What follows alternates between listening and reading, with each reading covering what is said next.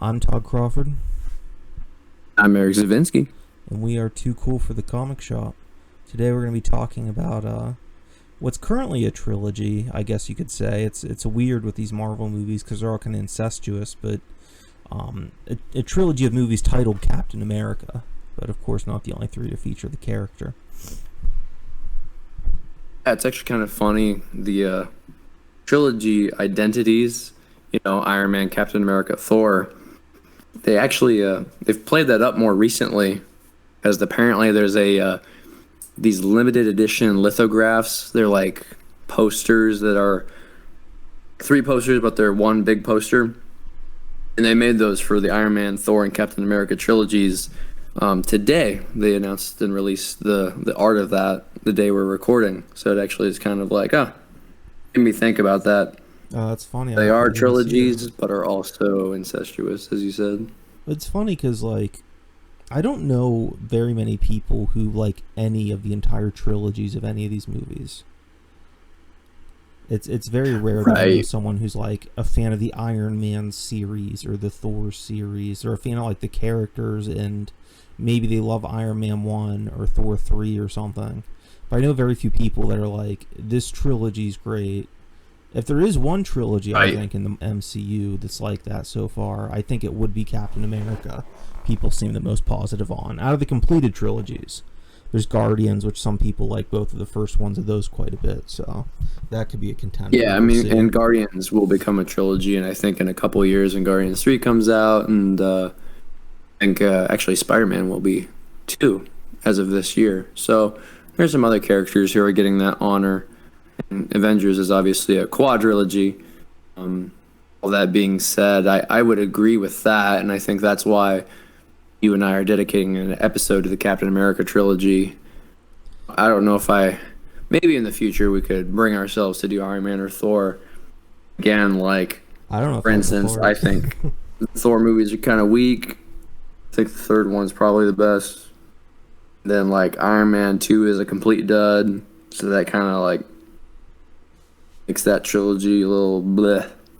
It's like on the whole, I'm the most positive about the Captain America trilogy, but that doesn't mean I think each movie is fantastic either. Yeah, that's more or less where I'm at. Like, Iron Man, I've never seen Iron Man 3. I was really around superhero movies by the time that came out. But yeah, the second one wasn't very good. The first one I like quite a bit. Thor, I didn't like the first Thor. I saw the second, it seemed like more of the same. From what I've seen of the third, I'm just not a Taika Cohen fan. So, like, I just don't, like, it didn't look good to me from the scenes I've seen. And I was like, Taika I'll pass. Waititi, you mean? Taika Cohen's his real name. He changed it for the I'm stage. all right. Um, Yeah. I don't Well, like Iron saying Man 3 is Shane YTT. Black, Cohen's so people easier. like his movies. But Yeah, we're here to talk about Captain America, so do you want to dive into the first film? The first Avenger? yeah, yeah. So the funny thing with the first Captain America is like usually it's the first one that's the best.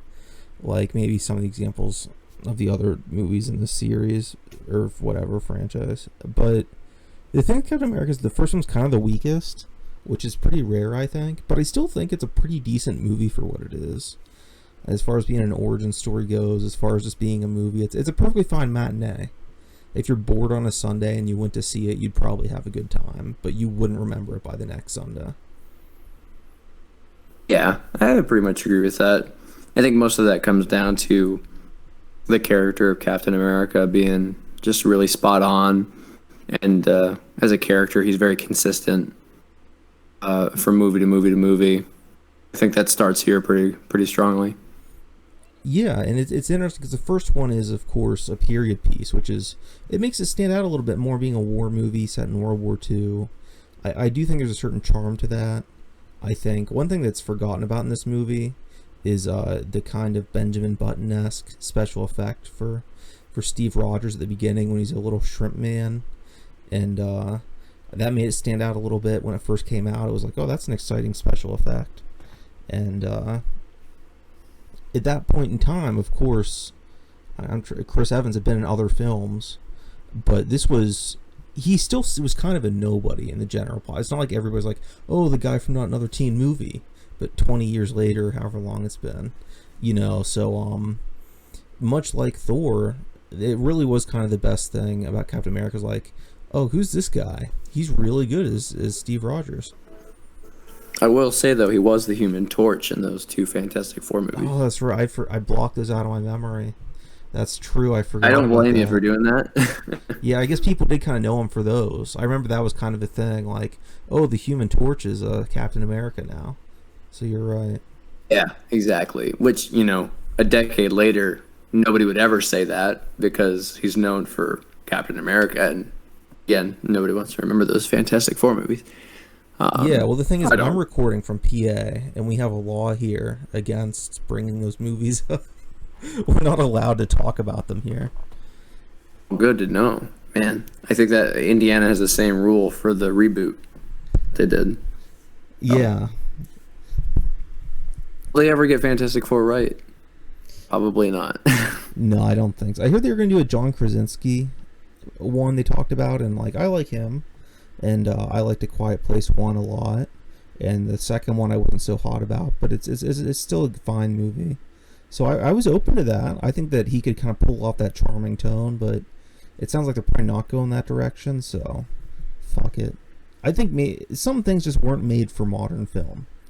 And I think Fantastic Four, at this point, has repeatedly proven that it isn't. I think if they do a cartoon or something, they'd have much more success. Yeah, no, I can agree with that. Then Captain America, for some reason, it kind of does work, even though it's very much, that character's origin is baked into World War II. Yeah, and all things considered, I think they handle it pretty well. It feels kind of like, before the MCU kind of went off in a bunch of crazy directions, it does just maybe feel like most faithful of most of these MCU movies, like the first Captain America. I definitely agree, and I think certain aspects too, it was before really Joss Whedon took over. I think it was Iron Man, Thor, and then this was the third to come out. We're not counting Hulk because that's a weird kind of black horse or dark horse in general. Yeah, I think Iron Man 2 had actually come out before Captain America. You're right. Yeah, that's true. Yeah. Which is kind of not many movies. A couple that don't really matter. But anyhow, so it wasn't full on quip fest yet. It still had levity, of course. It's not like actually Bergman has a lot of jokes, but it's not like Tarkovsky or something. But it does take itself seriously to a degree enough that you can invest in the characters and the story. And right. And I think that that's really necessary in a film like this, because when you have a bunch of Nazis and stuff, even though it is kind of cartoony, they are it's Indiana Jones-esque, really, in terms of how they're approached, whether they're the bad guys, and you're not seeing them do the heinous things, but you can only take it to some degree of comic book when you're dealing with actual Nazis. You can't get too goofy with that, in my opinion. You can do the Nazi zombies and stuff like that. I see all the time, but I don't know. Maybe it's just me, but I just find it distasteful a lot of the time. And for a mainstream film like this, I think it did a very good job of balancing the comic bookness and the historical stuff, where it's even Steve Rogers' patriotism, which I think really comes into play and is challenged in the next few movies. It all works really well, which may not sound like much, but I actually think it's one of the better feats of the film, is that it manages to be a movie about a superhero fighting Nazis that isn't completely over-the-top goofy and isn't just Saving Private Ryan. It actually gets a pretty good blend of both in there. Yeah, I mean, I think they know where to put the goofier elements of the movie. Because there'll be certain scenes that are about America jumping on a grenade in boot camp and all this kind of, super sappy stuff, but also not completely comic booky stuff. But then, the villain Red Skull is very much this is not Hitler, this is comic book villain. I think they do blend those two elements pretty well together overall. Yeah, I do too, and it's funny because that's really my thoughts in general on Captain America: The First Avenger. Is just It's fine. It's decent. It's almost a boring movie to talk about, and this sense that like there's not really many complexities. It's not like I'm like, oh, this part really sucked or this was amazing, this scene. Really, overall, it's just a solid product. It's just a good movie.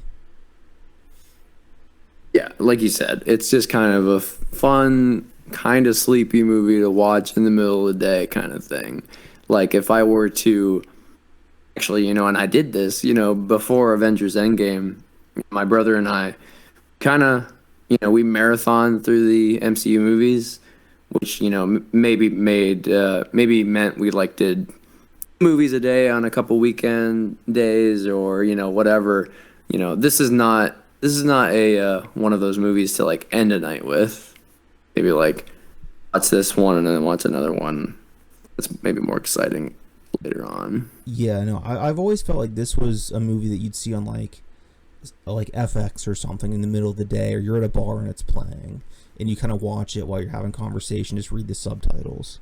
It seems like one of those movies to me, rather than like, yeah, like you said, I would not watch this movie after 8 at night. Yeah, right. It's your grandpa's superhero movie. Yeah, it really is. It's for the history. If you love History Channel, then this will be your favorite of the early Marvel movies.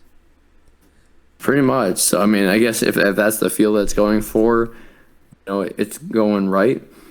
That being said, it's kind of funny how I think it's easy to forget this movie introduces more than it does at the same time. You know what I mean? Like when I think about this movie, I just think about Captain America fights in World War II. He has a very, whatever relationship with Peggy, which is like, it's cute, but it's also not like stellar romance. Like maybe compared to some of the other Marvel romances, like it's better than most, but I don't think there are really any romances in these MCU movies that are like great. You know what I mean? Yeah. It's like I think about those couple things and like the villain being super cheesy. Oh yeah, and like Tommy Lee Jones is in this movie, which is like easy to forget. Yeah, he's so typecast in it too that it's almost like really is. You think like, was that Tommy Lee Jones, or just somebody that I'm thinking was Tommy Lee Jones because it's a Tommy Lee Jones character? Yeah, I mean it works well. It's also like I remember watching this back in I think it was 2011. It's like when Bucky died, never did I think that character would come back, and I don't think I knew much about comic books or whatever, so it's like, well, Bucky is the sidekick of Captain America. It's like when watching this movie as a kid, I didn't think of it in that way at the time, but now I look at it and it's like, oh no, they basically setting up that character for the remainder of movies. And then this movie also has the frickin' Tesseract, which is basically the first proper Infinity Stone as well. It's like, this movie does set up a lot. It just doesn't feel like it does. I forget the first name, but Tony Stark's father is in this as well. Oh, right, yeah. I mean, Howard Stark is in this movie too. So this movie does like tie a lot together and set a lot of stuff up. Somehow does it without feeling like it does, which I guess is another point in its favor, I suppose. Yeah, especially because in my honest opinion, a lot of stuff in these movies, like it's praised for the world building and stuff, the MCU. I think a lot of it's really lazy and cheap most of the time. I think like Infinity War does a pretty good job at it. I think that's very impressive. But like in Thor, for instance, around the same time as this, when they're first laying the groundwork, it was just shit where it was like, is this one of Stark's guys? It'd just be stuff like that was just so like wink at the audience.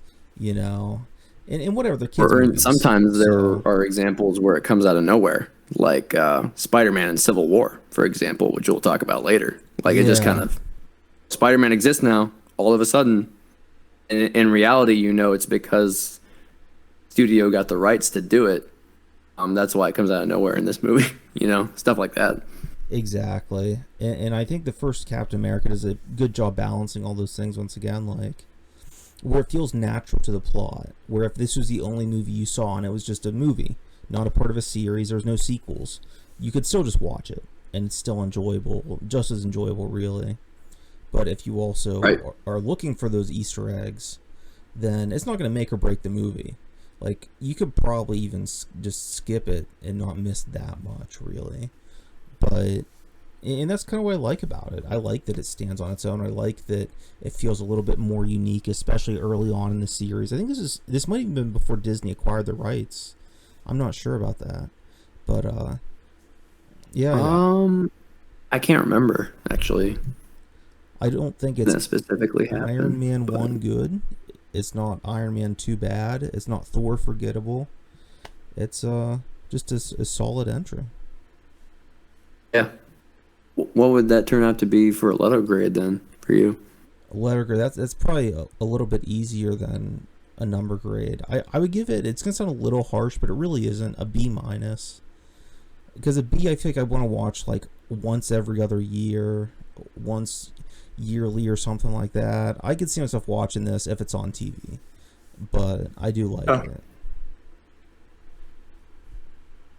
I can agree with that. B minus it is. Got your too cool for the comic shop approved B minus from both parties. The official rating. Absolutely. Tomatoes. So the next one then is Winter Soldier, which is a huge change in every way from the first Captain America. Yes. And I will say, for some reason or another, maybe I just wasn't impressed by the trailers that much or something. I wasn't like excited for the Winter Soldier like going into the film. I think it was like 2014 was maybe the first time I was getting a little bit older, experiencing a little bit of Marvel burnout because Avengers was good. I liked it, but it wasn't like life changing. I didn't like it as much as any of my friends for the most part. And then Iron Man 3 was like eh. And then Thor 2 was eh as well.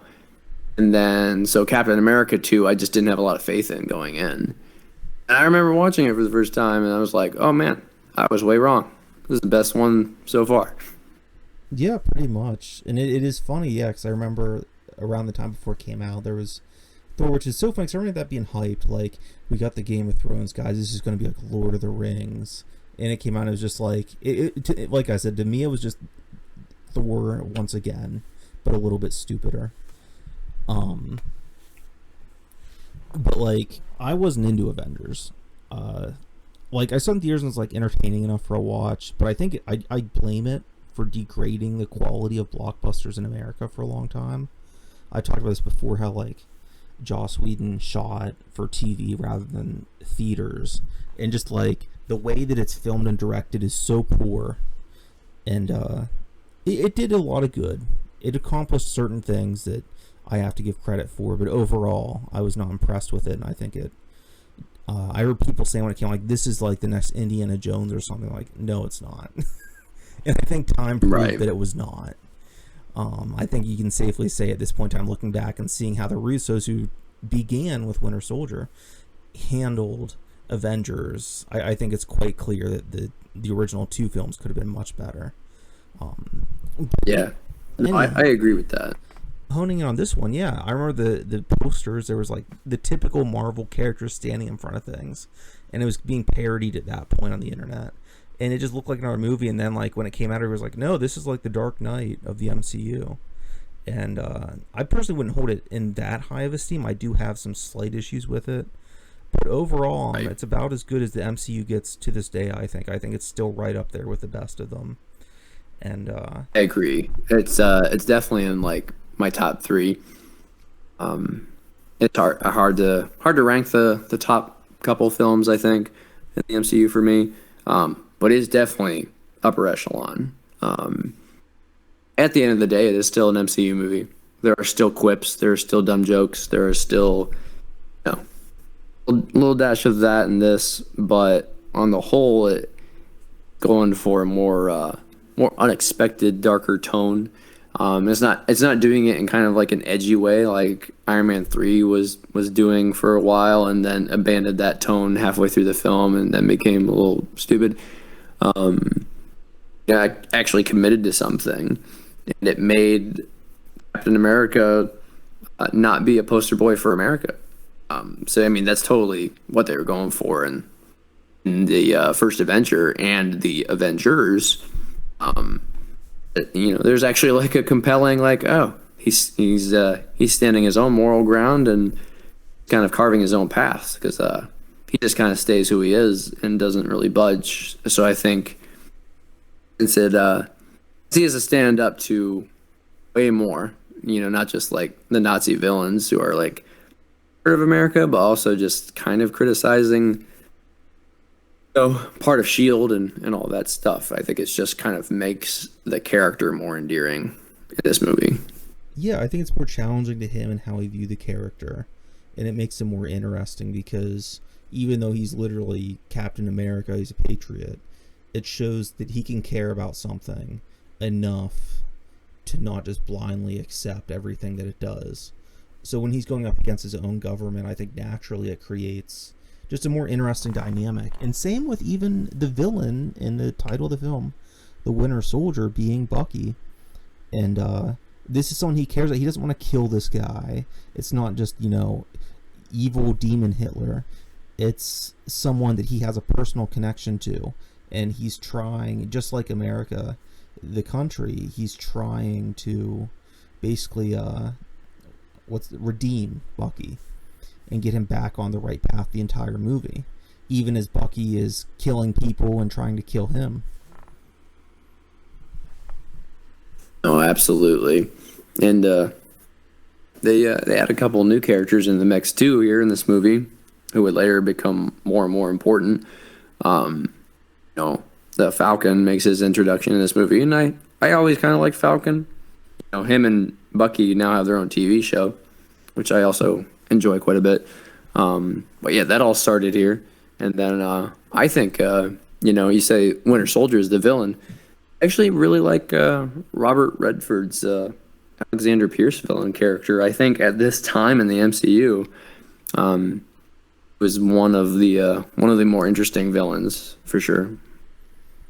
Yeah, that's very true. I forgot that he was in this one for some reason, but those are good. We also get some returning characters I think are given some depth and a lot to do here. Like you get Samuel Jackson and Scarlett Johansson are both back in their respective roles, and I think that they're used quite well. I think that Scarlett Johansson, she had a pretty big role in Avengers, but really Samuel Jackson, this one, like there's a scene where it's a big set piece.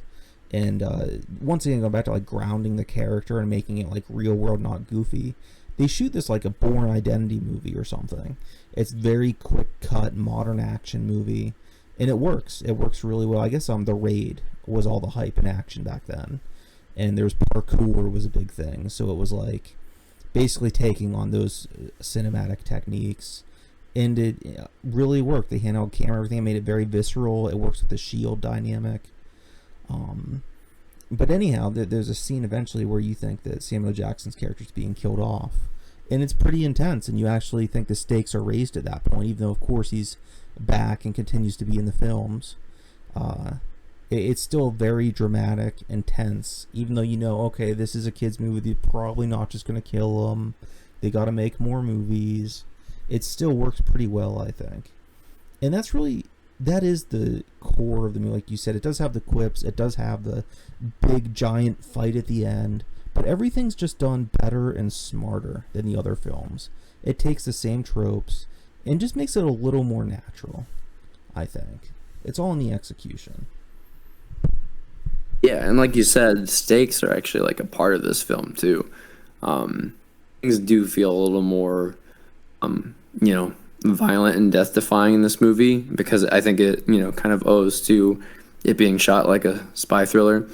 But back to your comment about Nick Fury, but I would also say Black Widow. Like, this movie was the first movie I even remotely took either of those two characters, like, seriously. The past appearances, like Iron Man 2, Avengers, etc., both of those characters felt like they were just, there for the cameos or there to be like one note, fill their role, that's it. Chris, in this movie, I would say both of them actually just get some depth. They get some lines. They get some time in the script to actually do something other than like recruit an Avenger or be a sexy redhead. Yeah, speaking of the sexualization to Black Widow, it irritates me in both of these sequels that they have to have the obligatory Marvel kiss scene. And they do it in this one. It's a little bit more, it's definitely better than what they do in the third movie. But it's basically the Inception thing, as I recall, where it's like, oh, we need to hide or whatever, kiss me real quick. And once again, it's done a little more clever than the other movies. It's not as forced of a romance or something. But I do have to point that out because that's going to be a bigger point in the third movie once we talk about that. It's Oh yeah, it is like one of those obligatory movie moments, just like how Chris Hemsworth is, I think, probably shirtless at least one point in every movie he's in the Marvel universe. Yeah, exactly. Just a requirement. Yeah, I mean, I think this movie really kind of, it was good, especially the first time Captain America breaks out of Shield headquarters and like beats up dudes in the elevator and like jumps out a window and like destroys a jet while running on top of it and landing on a motorcycle. First of all, like I was like, shit, action has not looked that good in any of these Marvel movies. What happened? Exactly. Yeah, and it's so weird because I think these guys were just they were on the show Community, and then they just did this, which hell yeah, dude, which is a show I love. So it's just kind of this is a transition. This is definitely a big transition. Yeah, well, I had a conversation recently. It was actually with a dude that makes he works on like the dubs, the Spanish dubs for these Marvel movies, and he was saying that Scorsese couldn't have made a film like Infinity War, and I'm like, yeah, he could. Anybody could. If you get these like if you get like the stunt coordinators and cast and cinematographer, you could put anybody in the director's chair. As long as they know what they're doing to some degree, you know. Like if the Community guys can do it. Yeah, that's kind of a good point, right? But this movie really caught my attention though, kind of towards the middle. It was really probably the first effective plot twist of all the MCU films, and I'm trying to count. I think there was 1, 2, 3, 4, 5, 6. I think this was the 9th Marvel Cinematic Universe movie, if I'm counting correctly. So this was the first of 9 movies, in my opinion. It had a plot twist that was good and it worked, and that, of course, is the fact that Hydra been a mole inside Shield all these years, which really changes up like basically the entire universe that these characters live in, and that has ramifications. Like, I think even throughout like current movies and TV shows in this universe, and that was the first time where I was like, wow, they're actually going to take like interesting plot decisions and move forward with that. Like, that's pretty cool. yeah, exactly. And like you said, even when this movie came out, you're like, oh, this changes things, and this is a twist. Like up until this point, I really could not stand how narratively lazy the MCU movies were. It was just the same. Like, would you agree that there is no twist in the other 8 movies before this? Like, I don't think you've seen them all, but I can't think of any. I haven't seen them all, but I don't always say this, but in college I used to say this, like Matt Stone and Trey Parker with South Park, they break down like story time to and but, where it's like this happens and this, but, and I think their rule is you can't use the same adjective or the same conjunction twice. And how I feel is Marvel is just using the same conjunction ad infinitum, and it's just monotonous and boring. That's a gross oversimplification. Yeah, I mean, on my there's part. not even any stows or yets. They're just like and.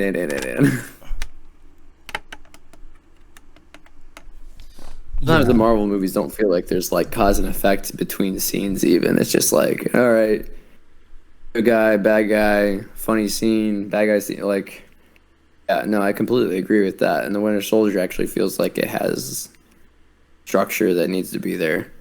Exactly. And in the movies that up until this point didn't even seem to take themselves seriously by Avengers, where like the defeat of Loki is essentially a gag. how it's performed and everything. In this film, it does have levity, like you said with Falcon. You know, he's in there. He adds a lot of levity. He's a good modern character that's kind of the avatar for the audience, especially at the beginning. And his contrast being a normal soldier versus Captain America with this super serum shit. It's humorous, it's funny, and they have an endearing friendship, which once again parallels his with Bucky's. And yeah, it's just if the first film was just an example of a good, decent movie, this is a pretty good example of what everything a sequel should do. The only real criticism I have of the film is it's kind of silly too, but there's just one scene where they're in a room and there's like a face on the TV that's like, you're gonna be bombed. It's like an evil Nazi data thing or whatever, and it's just a little bit too much for this particular movie. The tone just felt off and just takes me out of it. It's hardly even a solid complaint. I'm not saying like this makes it a bad movie. It's just something that every time that I've seen, I'm always like, that's a little weird. I don't know. There's a bomb in a vase. I don't think I remember this. No. It's in a room. And there's like a computer that's talking to them. Oh. And they have to like get out of the room or some shit. It's very, very video game like. Oh, I think that's the very same. Yeah. Okay, no, that's the very same scene with the plot twist, though, where it's like, I am the second or third tier villain of the first movie, and I have made sure that Hydra is in S.H.I.E.L.D. all along, and then the whole place blows up. Yeah, I think that's it. Just like the way that. Yeah, no, I know what you're talking about now. It's a little bit cheesy, but it's also like coming from a character who ties it back to the first movie, so I think it's okay for that scene, but. Yeah, like I said, it's not like a deal breaker or anything, but it's just something that like I'm always like a little iffy on how it was done. I don't know. I will say definitely one of the strongest finales in the movies. That last fight with Steve and Bucky, that helicarrier is pretty epic, and it's definitely by no means like choreographically speaking like the most iconic or anything like that, but it's definitely got to be the most character-driven final confrontation. Definitely in the movies at this point, but probably just in the MCU as a whole. Exactly, it has pathos, and I think that helps so much. I always love rewatching this movie because of all those things. It feels like there's some sort of emotional character stake, and what's the emotional character stake of the Avengers? Thor and his brother are bickering for like they always do. There's a giant laser in the middle of New York City. Yeah, it's like one of my favorite lines from the Avengers movie is like, or like kind of bust Loki up a little bit, and he's like, "Look at this. Is this what you wanted?" It's like it's a moment that lasts for like 5 seconds, and the movie goes back to like being dumb like immediately. Yeah, that's how it always is. It really shows how much of a beta male that Joss Whedon is and how little of a visionary it really does. Because the whole thing, and I mean this, is the whole thing lacks conviction, where he breaks up any moment of seriousness with levity because he can't hold a moment, because he's not courageous enough to. He thinks he'll be criticized if he truly tries. And so he breaks it up with this meta commentary continuously. But really it just reeks, in my opinion, of narrative insecurity. Yeah, no, I can agree with that. We're not big Avengers fans here. I think it's a all right enough movie. It's not like the worst thing, like I said. But hey, we're here to talk to Winter Soldier. I mean, so all in all, but it's hard to talk about these films, especially the third, without bringing up Avengers 2, especially. That is actually very true. But before we do that, do you want to rate a Winter Soldier? Yeah, I think I'd give it a B+. I feel pretty confident in that. Yeah, no, this is this is an A- movie for me, I think, at worst. And then if I'm feeling my normal Captain America spirit, it's an A for me. It's not an A+.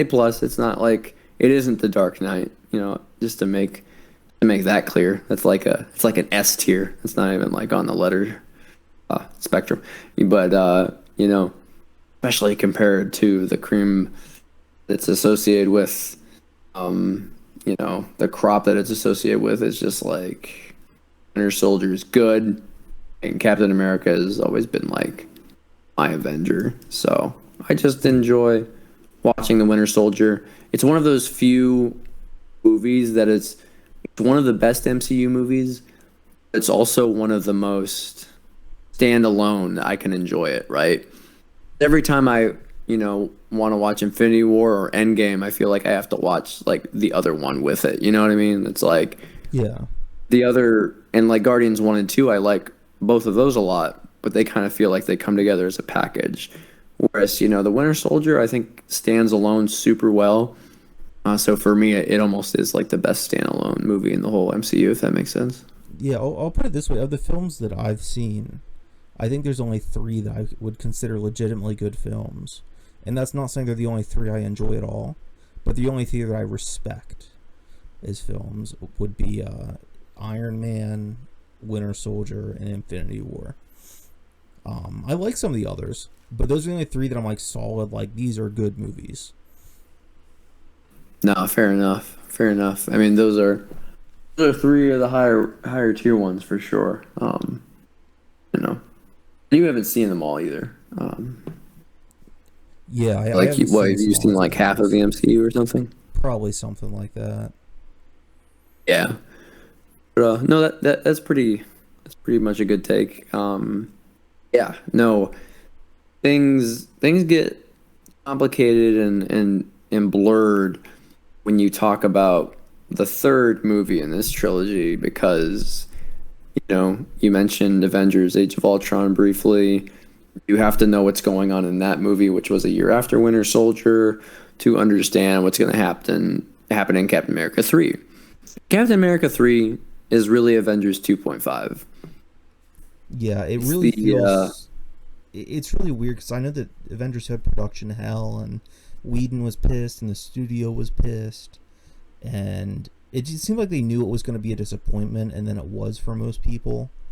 So they immediately tried to make Captain America 3 Avengers 3 because Winter Soldier was so loved. right. And I don't dislike this movie, but I think it must be said that it is, compared to Iron Man 3 and Thor 3, whatever your opinions are on those movies, I feel like they were more clearly about just Iron Man or just Thor. Whereas this movie's about a lot of things. Captain America is still like the protagonist of the film. There's a very prominent disagreement between, two halves of all the heroes. And I feel like the movie leans you toward Captain America's side. I did know a lot of people who, were more inclined to agree with Iron Man on the whole Sokovia Accords debate and all that. And I think they're trying to pit the audience against each other too. But I really think the movie is trying to steer you a specific way, though. That being said, there's a lot of other crap going on in this movie as well. Yeah, it's mostly Captain America's perspective. I'd say like maybe 60% his perspective, and then Yeah, 40%, I would say that's fair. maybe like 20% Tony's, and then 20% just general Avengers shit. And the thing that sucks with this movie to me so much is that I think it's two different films, like we already discussed with Avengers versus just Captain America 3. But what sucks is that the quality between the two is so like disparaging. Where the stuff that's just a sequel to Winter Soldier is really good, and I think probably at the same level of quality that you saw in the previous film, roughly. Some of it may be a little better, some of Right. it may be a little worse. Unfortunately, the part of it that's just an Avengers sequel is really kind of just on par with the previous two Avengers movies, in my opinion. I really, really do not appreciate the fight in the airport, and that's a lot of the movie. It's like 20 minutes roughly, and I do not like the detour to Aunt May's apartment, and all that takes me so far out of the movie that I haven't seen it since theaters, even though I enjoyed the movie quite a bit. Just that middle section is just an Oreo, just a shit filling. Yeah. No, I agree with that. I think that's honestly, you put it better than I have ever been able to put it. because like I do like this movie. I have to remind myself that I like this movie, but you're completely right. Making sense of it as two different films, I think is the best way to think about it because the 40% that's an Avengers Ultron sequel, I don't care for that much, but actual Captain America part of this movie, that is the part I like. The Civil War part that was so hyped up is it's just so artificial. You know, the conflict I think between Steve and Tony, I think their conflict makes sense, right? Because Steve is on one side of the argument because basically don't tread on me. We didn't do anything wrong. Why should we like let go of our free will, right? Captain America is about freedom. That's basically what it boils down to. Then Tony is pretty much racked with guilt that he like made Ultron. Probably a bad move, so he doesn't really trust himself, and that's like part of Tony's character arc. I understand their fundamental conflict. Which obviously gets way more personal at the end of the film with the big twist at the end. But the fact that they actually have to force and pit like dozen other characters against each other just feels really cheap in this movie to me. It really does, and it really just feels like you said, it feels like just a cut below the standard that Captain America has now proven itself with two films, where it's just a dumb blockbuster for some of it, and the film's smarter than that. It's better than that. And I think audiences expected and deserved better than that. And I don't blame the Russos at all. I think even seeing their work in the later Avengers films, they handle huge fights with multiple characters much better and with much more finesse. It seems so clear, and I think at this point the MCU used to storyboard all the action sequences for the directors. That was a studio thing, which I think was a huge issue with their action sequences a lot of the time. And I think it really shows here. Maybe I'm mistaken, but it feels exactly like the studio is like, no, we want Ant-Man, we want to get Giant, we want to see, Scarlet Witch shoot at Iron Man, and we want to see this and that. And meanwhile, these directors are like, yeah, but we're trying to tell this story. What do we do? And they're just like, just put it in there. Just make it happen. We need a trailer. Hey, that's exactly it. I remember a lot of people saying that the airport fight scene was like new gold standard for fight scenes in a Marvel movie. And from the very first time I saw the movie, I didn't get it. I didn't get that at all. I felt the same way, and I remember those conversations. Same with, so I'm just gonna say it. I fucking hate Tom Holland's Spider-Man? I don't. Oh yeah, I mean, I've kind of warmed up to his Spider-Man more instead of less over time. But in 2016, I was not into it at all. Yeah, he's not well utilized in this film. I don't like, so in this film, I don't like how he's utilized at all. It's shoehorned in. They do what they can. I like his moment with Captain America where they talk about which parts of Philly they're from or whatever. That's cute and kind of speaks to both characters and their mentality as they're fighting and all that. That's a nice little They're from New York, buddy. Yeah, they're from Philadelphia. I want to read those comics where Spider-Man and Cap are from right, Philadelphia. Yeah.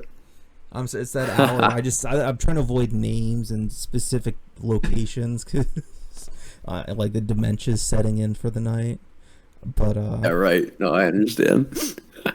This is off topic. I'll be real quick. I was reading a book a few months ago, and it talked about this was Joseph Campbell. He mentioned how life repeats itself and the symbolisms daily life that we take for granted. One thing brought up that was fascinating was how every morning you're essentially born again. You live your life over the course of the day, and then you lay down to rest at night, like a synthetic death, which is not an original concept, of course. And that kind of stuck with me. But I think the forgetfulness at the end of the night for me, it's basically just dementia. This is what I'm going to be like when I'm like 80, but all the time. Okay, I was wondering where you're getting with that, but I understand now. You're at the end of life. You need end of life care, Todd. Yeah, but so anyhow, yeah, like with Tom Holland Spider-Man, like in my opinion, especially in Homecoming, he was just Iron Boy. He's not even Spider-Man. I've known so many people who are like, oh, he's just like Spider-Man in the comics. He's just a little kid who's just like this. And I've read a ton of Spider-Man comics, more than anybody should. He's not like how he is in these movies in the comics. The whole, do you remember that really old movie, Empire Strikes Back? Do you remember that really old movie, Aliens? That's not Spider-Man. Maybe in like alternate Oh, Spider-Man. I hate that so much. But this That idea line that kills me. it's terror, and of course it's like Disney just acquired the rights to Star Wars and Spider-Man, so it's like he had to mention a property they recently got the rights to and all that. But like, and I don't mind a different take on Spider-Man. I just think this was a bad one, and I think once again in Infinity War and Endgame he's used very well, and I like him in those movies. I think that Spider-Man Homecoming is one of the biggest pieces of shit I've ever seen. One of the legitimate, like, less than 3 out of 10s I give, and I couldn't finish it. But in this movie, his inclusion and the detour it takes from the plot and characters I am interested in really hurts it for me a lot. It's a major speed bump. Exactly. Not to mention there's other stuff the movie wastes time with, like the WandaVision romance, which, I mean, at least those characters got fleshed out in a TV show recently. But, you know, that wouldn't happen until 5 years later, right? So it's like there's a lot of things in this movie that just feel like they're wasting your time. Like the villain is introduced in a very drawn out, prolonged, stupid scene of him like drowning a dude upside down in a sink. When you like look back on the full scope of the movie, like that doesn't even make any sense to be in there. With that said, I have to point out that I am so happy that Daniel Bruhl gets work and is well known and respected in America. I know him from a movie called Goodbye Lenin, which is just an amazing dark comedy about he's a young communist, his mother's a communist, and it's when the Berlin Wall is torn down, and she has a near-death experience, and she's very fragile, and her son, Daniel Bruhl, is told, you know, take care of her. If she has any major shocks, it could be fatal for her. So he makes it seem as though communism is still like the thing, and that the wall's still there. So he's trying to keep her insulated in this room by creating this fantasy world, and it's just a really great comedy about family and the lengths that you'll go to save them, and he's just really great in that film. So when I saw him in this, I know he had been in Inglourious Basterds and some other things, a racing movie with Thor, but seeing him in this in a Marvel movie is just really exciting for me because I had liked him for quite a while since he was a younger actor for that.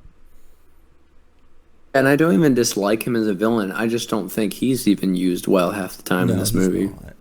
It's nice seeing a familiar face, but it's like basically the Marvel villain thing where it's like he's an evil guy, and right. And they don't even give you any motivation for it until like the very end of the film. Which I will say, just to skip ahead, because I could talk too long for all the dumb things this movie wastes my time with. Because this movie's 2.5 hours long, and it doesn't need to be.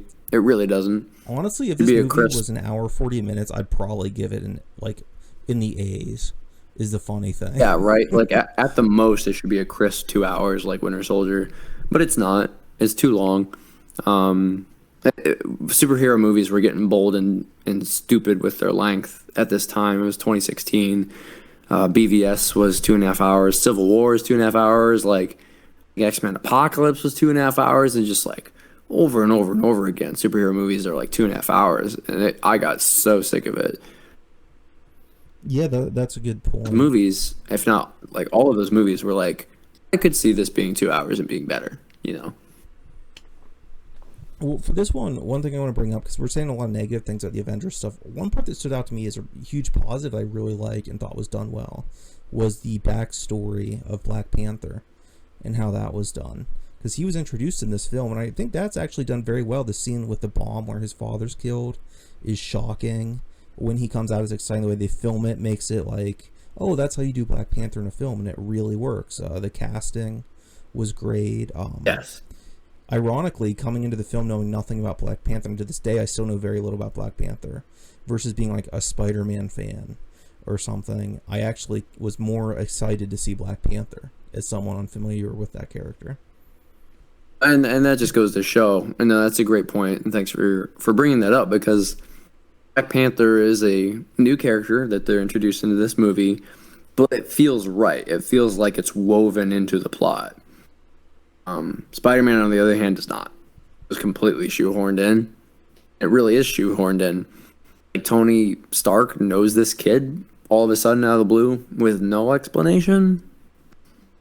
Whereas, Black Panther, he's a son of the king of a member of the United Nations. There's some sort of sense behind it. And then once he gets killed, there's obviously a revenge plot and a miscommunication as to why he ends up fighting for one of the two sides in this movie. So that is done very well. You know what I think the and that difference is? into the standalone Black Panther movie, I think, well as well. This was right when Disney got like the temporary rights to Spider-Man or whatever their negotiation is now. Sony still owns a character. This was right after Amazing Spider-Man 2.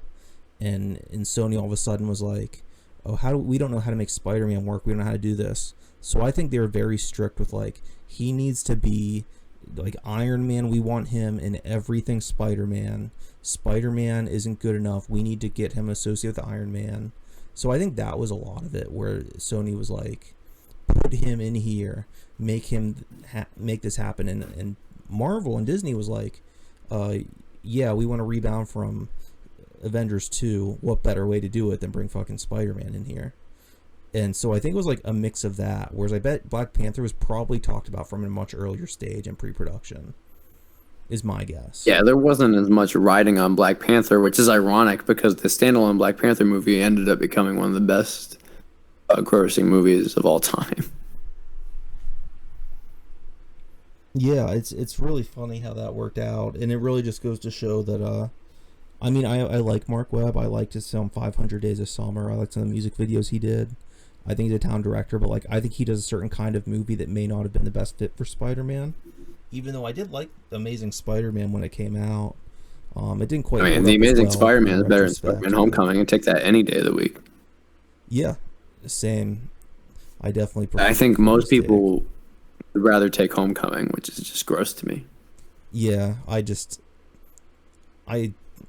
have anything positive to say about Homecoming. I didn't finish it. I hear it gets better with the Michael Keaton stuff, but I couldn't last. It gets a little bit better. I don't think... I actually prefer the sequel, Far From Home. I think it's a lot better than Homecoming. I think Spider-Man actually becomes kind of his more... He grows out of the whole Iron Boy thing a little bit in Far From Home. Because, spoilers, Iron Man's dead. So, it really helps the character quite a bit. So I enjoy that movie a lot more. Speaking of death, even though I do like that he gets to stick around and everything, I do kind of wish that, who the fuck? There's too many bird character names. I'm running through like Falcon, Hawkeye, some Rhodey. Is that it? He doesn't die. Yeah, but he gets shot down, and it's like a fake out. Yeah, I do wonder. Which honestly, to this day, I think he should have died in that scene. Yeah, I didn't want him to die, but I wanted him to die and me to feel bad about it, if that makes sense. Like I like that character, I want him to die in the sense that this movie should have some sort of stakes. Exactly, and for Civil War that has a body count of like 0. Yeah, no, exactly it. One, it's like it really would have been an impactful scene. It's like, Vision, this supercomputer, is like, who's he trying to take down? Falcon, I think. And Falcon dodges, does a somersault, and ends up hitting one of his own guys. And then, War Machine, Iron Patriot, whatever the hell you want to call him, like falls 100 feet from the air, at least, like lands in a crater. But he lived, like, apparently. That's fine. You can... Exactly. Yeah, whatever. He got, like, shot in the chest by, like, a giant laser beam and, like, plummeted into the earth at terminal velocity. But he just has to go through a little physical therapy at the end of the movie. And I'm like, what the fuck? Yeah, no, that's a major missed opportunity, in my opinion. I agree with you there completely. That's the thing. Later in this year... this movie came out in early 2016, and I think later in this year, some night in college, I read online like the Civil War comic book. And my God, this movie gets worse when you actually like read what it's based off of. And I use that phrase loosely. Civil War as a comic book, graphic novel, what have you, is so much more interesting. It's like actually based on privacy and giving away your super identities because these teenagers with superpowers get some like kids blown up in a school, and it causes a ripple effect where it's like, well, Spider-Man thinks it's morally right to reveal his identity, but then people lives get put in danger, and it's like, well, you read the comic book and everybody has like a real personal stake in the fight, and then people do get hurt and killed in the Civil War comic book. And the good stuff in this movie is not about pitting 20 heroes against each other. Good stuff in this movie comes with the more personal battles, the Iron Man stuff, the Captain America stuff, the Black Panther stuff, the Bucky stuff for me. Exactly. Yeah, the airport battle does nothing for me. Actually, more than anything, I just think of the negative stuff, like does anybody have orange slices and shit like that? That's just terrible and just so unfunny and dated even when it came out. With that said, the climax of the film, where you have Iron Man and Bucky taking on Iron Man, and they practically beat him near to death. That, once again, it has pathos, just like Winter Soldier. You're watching it, you're invested, you may be rooting for one side, but you don't really want either side to completely annihilate the other to the point where the other person's dead. And that's really what, when the movie is hitting its stride, when it's really excelling and doing a great job.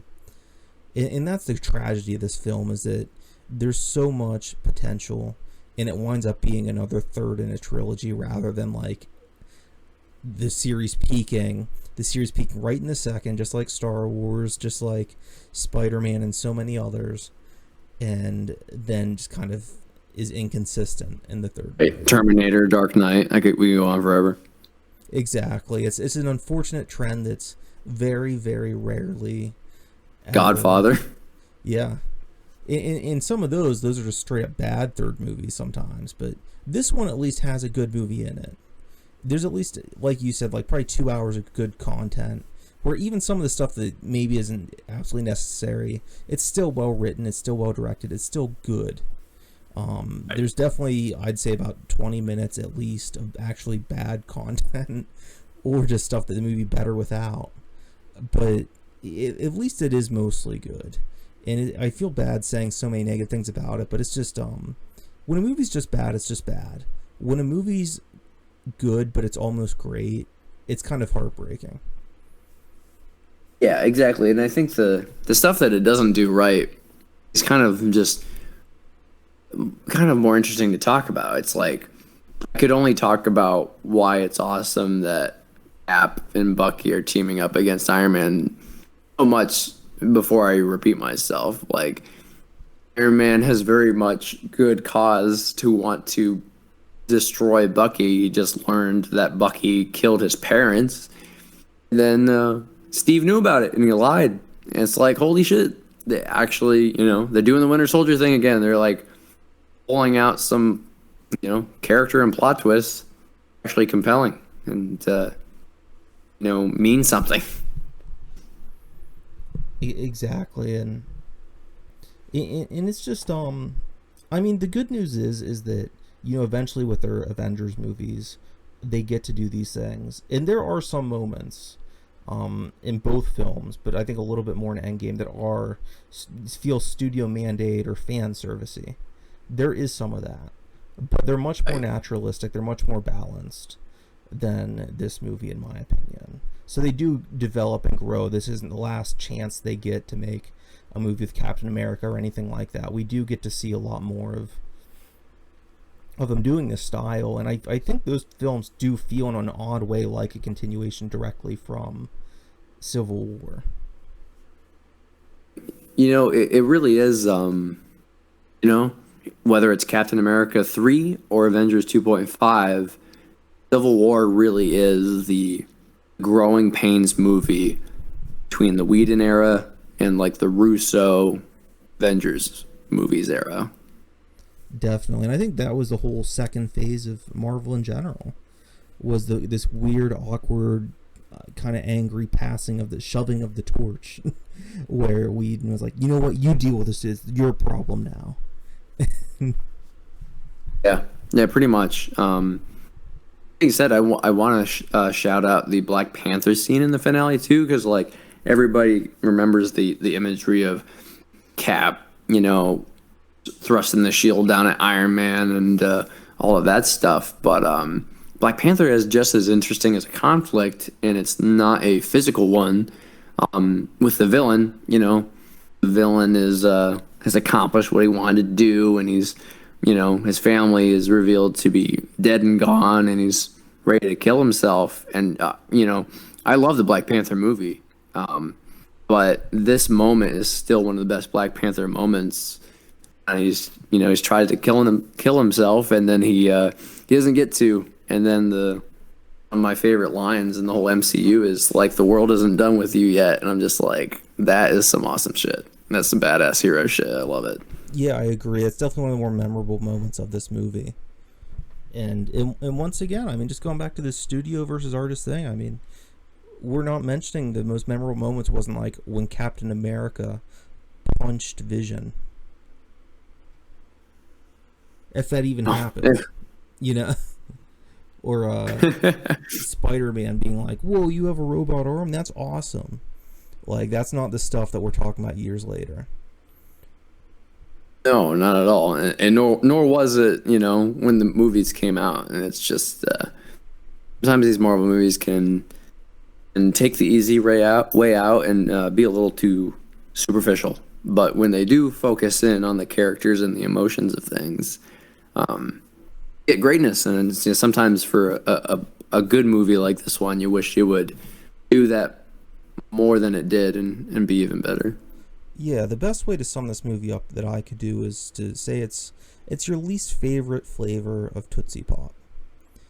Where you're getting through, you're sucking on it, it's not your favorite flavor, it's not particularly awful or anything, but eventually you get the Tootsie center. And it's exactly what you remember from the last one that you had from your favorite flavor. And it's still got that chocolate good center. And that's the heart of the movie. How many times do you have to lick Daniel Brohl to get to that Tootsie Roll? You 3 times is all you can get to before you just take a crunch. Good to know. Yeah, how many licks on a Tootsie Pop can you get in during the runtime of this movie? That's the real question. This is only going to be relevant like until this video is uploaded. It'll probably already not be discussed. But there's been a big thing recently, because we're not going to talk about a Batman movie for a while, I can't imagine. Where it's like, does Batman give Catwoman head? And it's a huge thing, which is stupid. They're kids' comic book characters. Like, come on. Like, they're a little more mature, but like, why are we discussing cunnilingus or blowjobs or anything like that, you know? Even for the adult. Yeah, Colton's been bringing it to my attention. I've been trying to ignore it. With that said, I am pro Batman gives head for this reason. Why does he not have the bottom jaw in his cowl? There must be some reason. Yeah, no, that's exactly what Colton said. Oh my god, you guys will get along great. It's just ergonomic. His mask is built to give Catwoman head. So both of you are the worst. You guys both said the exact same freaking dumb thing. Yeah, that was my first thought when I heard the controversy. Like, well, obviously he does. Look at his mask. Really, all the loved ones in my life have the same thought about Batman's mask in terms of eating out Catwoman. That's really good. Yeah, we all have our. I can't. Well, I was gonna say I can't think of a better note to end the Captain America podcast on, but I guess we still have to rate Civil War. It's a really tough movie to rate.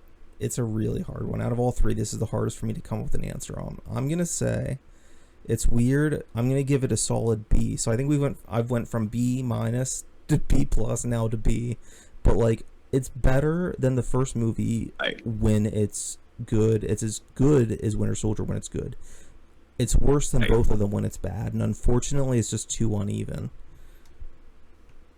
I agree with that. I should really give ratings first sometimes because it always looks like I'm copying you. But I was thinking B as right when you said it as well. So I really think we're, That's I gave funny. Civil War like an A minus, but otherwise we were pretty much, you know, right across the board on Yeah, this it's night. funny. I think these movies are kind of cut and dry in that way, which isn't really a criticism. It just seems so obvious to me that like the first one like is a Yeah, pretty I decent agree movie. with that. They're not really polarizing films. They're not.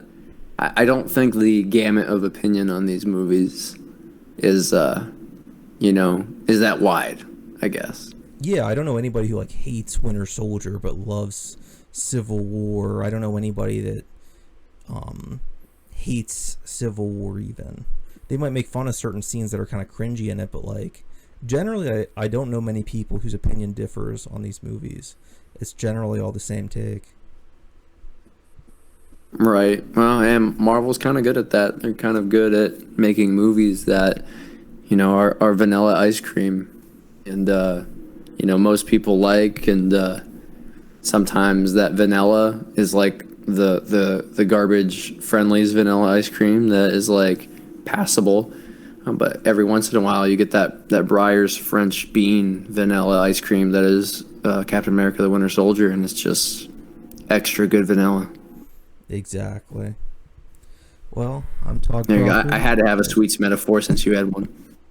Fair enough. I'm Todd Crawford, And I'm Eric Zavinski. and we are too cool for the comic shop.